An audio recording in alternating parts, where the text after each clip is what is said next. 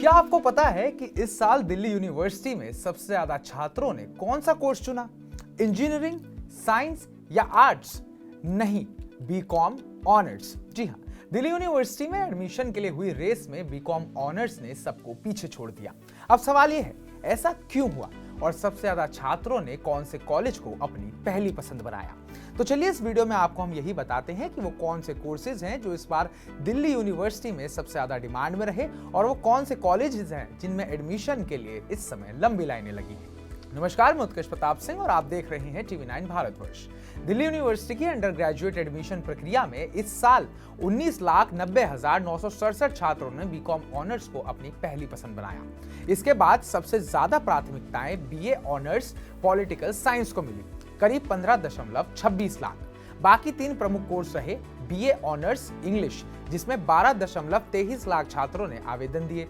इसके बाद BA honours economics, जिसमें 9.96 लाख छात्रों ने आवेदन किया। इसके बाद BA ऑनर्स हिस्ट्री, जिसमें 7.72 लाख छात्रों ने आवेदन दिया। इससे साफ है कि आज के युवा सिर्फ नौकरी नहीं बल्कि व्यावसायिक समझ और फाइनेंशियल ग्रोथ को ध्यान में रखते हुए कोर्स चुन रहे हैं। इसके बाद अगर हम बात करें कॉलेजेस की, तो यूं तो दिल्ली यूनिवर्सिटी के सभी कॉलेज अपने आप में काफी अच्छे हैं, पर फिर भी स्टूडेंट्स की इच्छा रहती है कि वो अपने मनपसंद कॉलेज में ही एडमिशन लें, जिसके चलते ही कुछ कॉलेजेस में तो एडमिशन रिक्वेस्ट की बाढ़ सी आ गई है। आइए आपको बताते हैं कि वो कौन से टॉप 5 कॉलेजेस हैं जिनमें सबसे ज्यादा आवेदन आए हैं। नंबर 1 पर है आत्माराम सनातन धर्म कॉलेज, जहां 38,795 आवेदन आए हैं। इसके बाद है श्री वेंकटेश्वर कॉलेज, जहां 31,901 आवेदन आए हैं।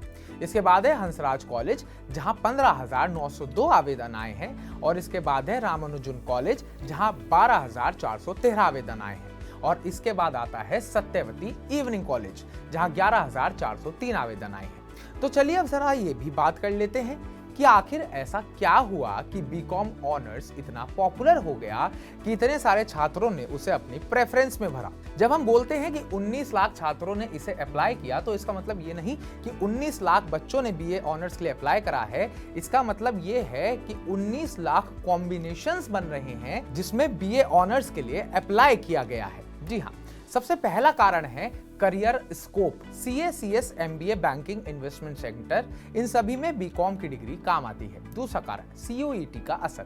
CUET ने सभी छात्रों को एक समान मौका दिया है। अब किसी बोर्ड के नंबर से फर्क नहीं पड़ता, बस आपकी तैयारी मायने रखती है। तीसरा कारण फाइनेंशियल अवेयरनेस का बढ़ना। कोविड के बाद लोग अब फाइनेंस, इन्वेस्टमेंट, टैक्स और मनी मैनेजमेंट को ज्यादा समझने लगे हैं। तो अब DU में पढ़ने वाला हर दूसरा छात्र शायद कॉमर्स के जरिए अपने भविष्य को बेहतर बनाना चाहता है।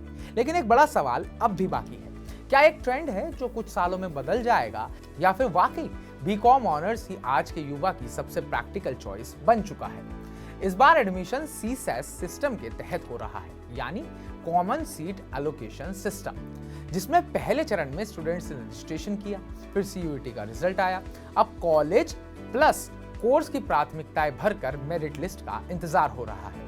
सीट अलॉटमेंट कई राउंड में होगा और मेरिट के हिसाब से सीट दी जाएगी। मतलब ये कि अब सिर्फ अंक नहीं, रणनीति और विकल्प का खेल भी बहुत महत्वपूर्ण है। अब सवाल सिर्फ इतना सा नहीं कि DU में एडमिशन मिलेगा या नहीं, सवाल ये है कि आप क्या सोच से दाखिला ले रहे हैं, पैशन के लिए या फिर पैकेज के लिए। और सबसे जरूरी बात, क्या बीकॉम ऑनर्स सिर्फ एक भीड़ का हिस्सा बनता जा रहा है, या वाकई वो कोर्स है जो आज के युवा का भविष्य बन सकता है? इस पर अपनी राय कमेंट बॉक्स में जरूर दीजिएगा। बाकी अगर आपके और भी कुछ सवाल हैं तो कमेंट बॉक्स में कमेंट कर हमसे जरूर पूछिएगा। बाकी ताजा अपडेट्स पाने के लिए TV9 भारतवर्ष को सब्सक्राइब कीजिएगा।